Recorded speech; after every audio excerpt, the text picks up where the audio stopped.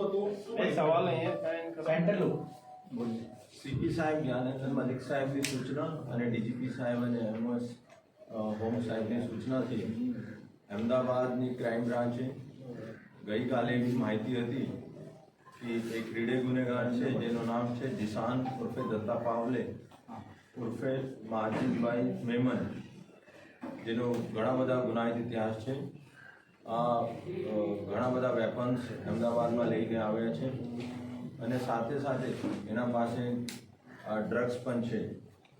આ બાતમી ઉપર કામ કરતા કાલે પીઆઈ ચૌહાણ ક્રાઇમ બ્રાન્ચ અને એની ટીમે ત્યાં રેડ કરી હતી અને ત્યાં 2 વેપન, 48 જેટલા કારતૂસ અને 24 જેટલા ખાલી કારતૂસ મળ્યા છે અને એના સાથે સાથે 1232 ગ્રામ જેની કુલ કિંમત 1,30,00,000 જેટલી એમડી પણ કબજે કરવામાં આવી છે.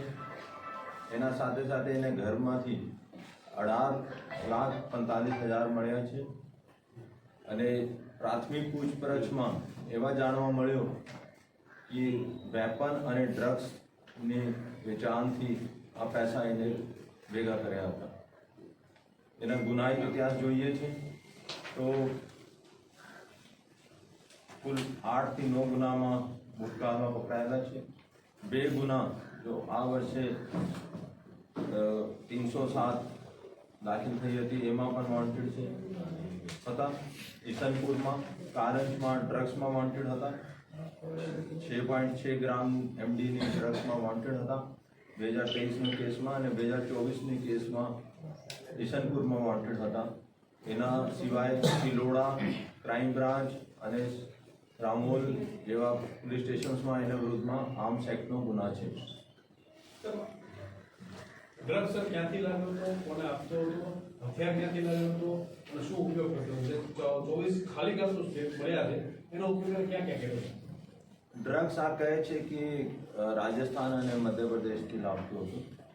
એક નામ મળ્યા છે લાડો કરીને અને એની રિમાન્ડ લેશે અને આગળની કાર્યવાહી એમાં કરવામાં આવશે. અને વેપનમાં પણ આ કહે છે કે યુપી અને મધ્યપ્રદેશથી લાવતો હતો અને નામ આપે છે, પરંતુ જ્યાં સુધી ખરાઈ નહીં થઈ જાય ત્યાં સુધી અત્યારે અમે કહેવાનું તપાસ ચાલુ છે. એના માટે ડિટેલ્સ નથી આવશે. 24 ખાલી કારતૂસ છે, એનો ઉપયોગ ક્યાં કર્યો છે? 24 ખાલી કારતૂસ આ કહે છે કે જ્યારે ડિલિવરી મંગાવી હતી ત્યારે વધારે કારતૂસ હતા, પણ એમાંય એને કંઈ 24 ખાલી કારતૂસ મળ્યા છે. એના સાથે કહે છે કે મારી જોડે ચીટિંગ છે. તો હવે સર કઈ કઈ મુદ્દાઓ પર અને કઈ થિયરી ઉપર આપણે તપાસ કરીશું? એક તો આ છે કે 1 કિલો 300 ગ્રામ આ ખુદ પણ એડિક્ટ છે અને ક્યાં કોણ સબ પેડલરનો આપવાનો હતો. આ એનો મોબાઈલ પણ હવે કબજે કરવામાં આવે છે. કોણ એનો સબ ડીલર છે, ક્યાંથી લાવ્યા છે એનું ડિટેલ તપાસવામાં આવશે. ક્યાંથી લાવ્યા છે, ક્યાં કોઈ ગુજરાતમાંથી તો નથી લાવતા એની પણ તપાસ કરવામાં આવશે.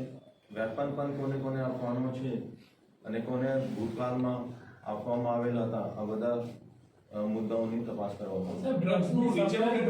ગુજરાતમાં થવાની હતી કે અમદાવાદનો પ્રોપર કોઈ વ્યક્તિએ મંગાવ્યો? અત્યારે તો પહેલા પણ એને અમદાવાદમાં વધારે વેચાણ કર્યા છે, તો મને લાગે છે કે અમદાવાદમાં એને ડિસ્ટ્રીબ્યુટ કરવાનું. ડ્રગ્સનું નીચેનું નેટવર્ક એના પછીનું કઈ રીતે ચલાવતો હતો? સોશિયલ મીડિયાનો ઉપયોગ કરતો હતો, ડિલિવરી કઈ રીતે કરતો હતો, કઈ રીતે મંગાવતો હતો, સપ્લાય કઈ રીતે થતું? अलग अलग એના સોશિયલ મીડિયા જેસે કે ટેલિગ્રામ પર અને વોટ્સએપ ઉપર ઘણા બધા ગ્રુપ્સ છે અને એના મારફતે એના માણસો પણ છે જે ભૂતકાળમાં એના સાથે સંકળાયેલા છે. એના મારફતે આ એના छोटी स्मॉल क्वांटिटीમાં વેચાણ કરશે. તો કોડ રાખ્યો છે સર ખાસ ડિલિવરી કરવા માટે, સપ્લાય કરવા માટે, એકબીજા સાથે વાતચીત કરવા માટે કોડ હતો ખરા? કોડ્સ ઘણા બધા એને ચેટમાં કોડ વર્ડ્સ મળ્યા છે અને અત્યારે અમે વધારે ડિટેલ્સ નહીં આપી, क्योंकि હવે પણ ડર છે કે વધારે ડિટેલ્સ અગર ડિસ્ટ્રીબ્યુટ કરશે તો ઘણા બધા નીચેવાળા વાસ આઉટ થઈ જશે. સર અત્યાર સુધી કેટલી વાર હથિયાર લાવી ચૂક્યો છે, કોઈને આપી ચૂક્યો છે, કેટલી વાર ડ્રગ્સ મંગાવી ચૂક્યો છે, એવી કોઈ પ્રાથમિક તપાસ કરી? એના વિરુદ્ધમાં અગર ગુના જોઈએ તો 5 થી 6 આર્મ્સ એક્ટનો ગુના છે અને એવી રીતે 3 થી 4 ગુના એનો એનડીપીએસ છે. હથિયાર લાવવાનું એમને પહેલાંથી એમના ઓળખાણ સારી છે ત્યાં મધ્યપ્રદેશ રાજસ્થાન વગેરેમાંથી. અને એક જે એમને પિસ્તોલ છે એ હાઈ ક્વોલિટીની છે અને બીજા દેશી હતા છે.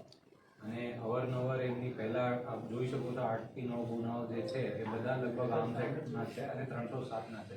અગાઉ પણ એમને એક ગાડી ચડાવવાનો પ્રયત્ન કર્યો હતો અને આ હથિયાર સાથે આમ દાદાગીરી કરે કે ગભરાટ ફેલાય, લોકોમાં થોડું ભય ઉત્પન્ન થાય એ પ્રકારનું એમનું પ્લાનિંગ હતું. સર, આ ડ્રગ્સ આ પણ માહિતી છે કે અમદાવાદની શાંતિનો ડરવાનો સર, આ ડ્રગ્સ અને વેપન છેલ્લા ઘણા સમયથી લાવતો હતો, તો કઈ રીતે ટ્રાવેલ્સ થકી, પોતાનો વાહન થકી એ રાજસ્થાનથી અમદાવાદ કઈ રીતે આવતો હતું? પોતાના વ્હીકલમાં અલગ અલગ જગ્યા અગાઉ અમદાવાદ ક્રાઇમ બ્રાન્ચે પકડ્યું છે કે ટાયરમાં લાવતો હતો અને ગાડીની લાઇટમાં સંતાડીને આવા જુદા જુદા મેથડ એમને વાપરેલા છે. એમની તપાસ ચાલુ છે.